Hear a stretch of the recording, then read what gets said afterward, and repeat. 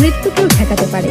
শুনুন, পৃথিবীর সবথেকে শক্তিশালী হলো লোহা, যেটা কৃষ্ণ, হে প্রভু, তুমি তো এই গোটা সৃষ্টির তৃষ্ণা।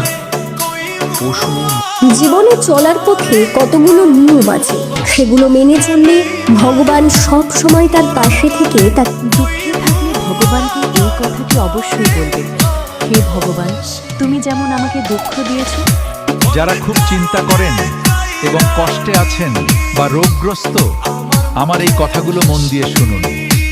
ভয়ের সাথে আমরা সবাই পরিচিত, কষ্ট আমরা সবাই পেয়েছি, কখনো কখনো আমরা অসুস্থ। জীবনে সবাইকে ক্ষমা করে দিন, কিন্তু এই দুই ধরনের মানুষকে কখনো দ্বিতীয় সুযোগ দেবেন না। প্রথমত,